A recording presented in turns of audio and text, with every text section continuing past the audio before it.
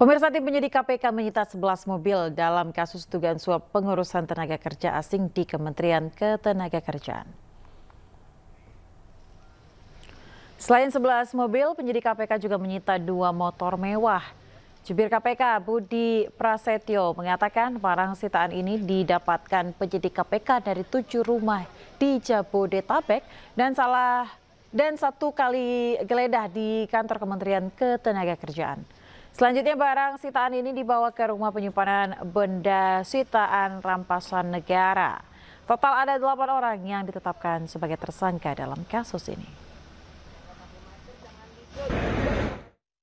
Ya, KPK dalam perkara di Kemenaker ini telah melakukan serangkaian kegiatan penggeledahan dan penyitaan terhadap barang-barang dalam bentuk unit mobil dan motor sejumlah 11 kendaraan roda 4 dan 2 kendaraan roda 2 yang telah diamankan oleh tim penyidik KPK. Ya, ada beberapa lokasi yang dilakukan penggeledahan, setidaknya tim penyidik KPK melakukan penggeledahan di 7 lokasi rumah pihak-pihak terkait di wilayah Jabodetabek dan 1 kantor Kemenang.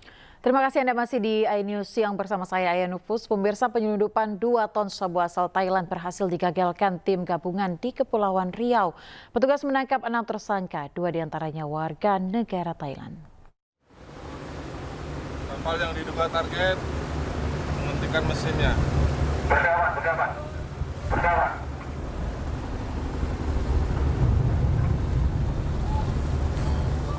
Petugas gabungan pemberantasan narkoba yang terdiri atas BNN RI, TNI, Bea Cukai, dan Polri menggagalkan penyelundupan 2 ton sabu menggunakan kapal motor Sea Dragon Tarawa dari Thailand ke perairan Kepulauan Riau.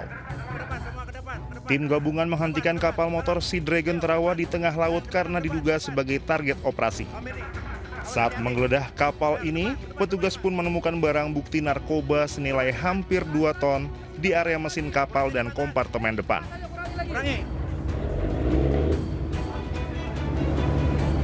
Ayo, depan. Dalam pengungkapan kasus ini, 6 tersangka ditangkap terdiri atas 4 WNI serta 2 warga negara Thailand. Para tersangka terancam maksimal hukuman mati atau pidana seumur hidup. Hati-hati. Izin kemenangan, ini TSK kita pindahkan ke kapal BC. Operasi tim gabungan ini menyelamatkan 8 juta jiwa anak bangsa dari potensi penyalahgunaan narkotika dan mencegah potensi perputaran uang di masyarakat untuk pembelian narkotika kurang lebih 5 triliun rupiah. Kapal berhasil kita kuasai. Tim Liputan iNews melaporkan. Pemirsa, pemerintah berencana menghilangkan sejumlah aturan dalam lowongan pekerjaan. Batas usia hingga syarat good looking dilarang dijadikan syarat mencari pegawai. Sulitnya mencari pekerjaan menjadi perhatian pemerintah. Sejumlah aturan pun dibuat untuk mempermudah rakyat dalam mendapatkan pekerjaan yang sesuai. Kementerian Ketenagakerjaan pun meminta perusahaan-perusahaan untuk menghapus syarat batas usia hingga berpenampilan menarik dalam mencari pegawai baru. Jadi nanti para pencari kerja tidak lagi disyaratkan terkait umur. Umur nanti kita akan hapus. Kedua, soal syarat harus good looking dan sebagainya, itu juga tidak ada. Kemudian umur tidak ada juga. Kemudian pertanyaan-pertanyaan yang menjadi syarat soal udah nikah, belum nikah, itu kita hapus.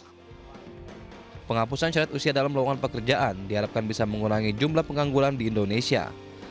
Lantaran hingga bulan Februari 2025, Badan Pusat Statistik mencatat jumlah pengangguran di Indonesia mencapai 7,28 juta orang. Tim Liputan iNews melaporkan. Di tengah sulitnya mencari pekerjaan, pemirsa, Presiden Prabowo bersiap meluncurkan 6 paket bantuan pemerintah. Bantuan tidak hanya berupa potongan harga, tetapi juga tambahan alokasi bansos. Berikut daftar paket bantuan dari pemerintah.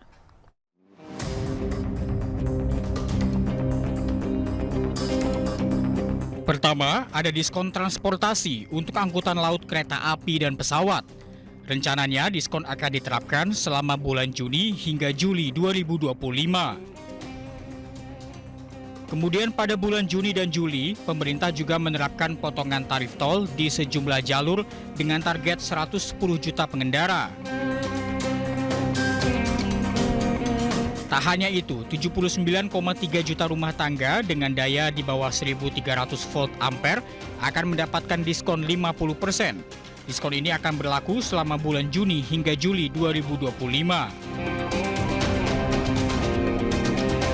Pemerintah juga akan menambahkan alokasi bansos, kartu sembako hingga bantuan pangan akan diberikan bagi 18,3 keluarga penerima bantuan. Kemudian Presiden juga janjikan akan memberikan bantuan berupa subsidi upah bagi pekerja dengan gaji di bawah 3,5 juta atau di bawah UMP. Tak hanya itu, bantuan subsidi upah juga menyasar guru honorer. Terakhir, ada diskon iuran jaminan kecelakaan kerja. Diskon diberikan untuk buruh di sektor padat karya. Tim Liputan, iNews melaporkan. Ya, usulan penambahan batas usia pensiun aparatur sipil negara hingga 70 tahun datang dari Dewan Pengurus Korpri Nasional. Pemerintah menyatakan akan mempertimbangkan berbagai aspek termasuk regenerasi dalam tubuh ASN. Usulan untuk menaikkan batas usia pensiun ASN menjadi 70 tahun disampaikan Korpri dalam rangka menyesuaikan dengan dinamika dan kebutuhan organisasi.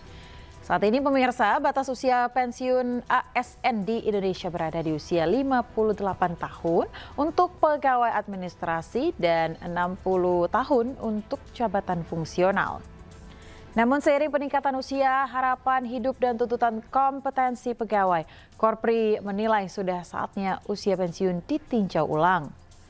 Kantor Komunikasi Kepresidenan mengklaim usulan tersebut bisa diterima namun harus melalui kajian mendalam. Ya, ini sudah disampaikan juga oleh Bapak Menteri Sekretaris Negara ya. Karena sebagai sebuah usulan tentu sah-sah saja dan usulan-usulan yang baik tentu kita tampung saja. Walaupun dari pemerintah tentu akan mempertimbangkan banyak sekali hal. Termasuk juga misalnya soal kaderisasi dan regenerasi ASN. Dan ke depan tentu kan pemerintah harus mempersiapkan generasi-generasi baru ASN yang mumpuni yang akan memimpin dan mengurus negara ini. Saran kita juga Korpri berkonsultasi dengan Menpan RB dan Menteri Dalam Negeri dalam kapasitas mereka sebagai Dewan Penasehat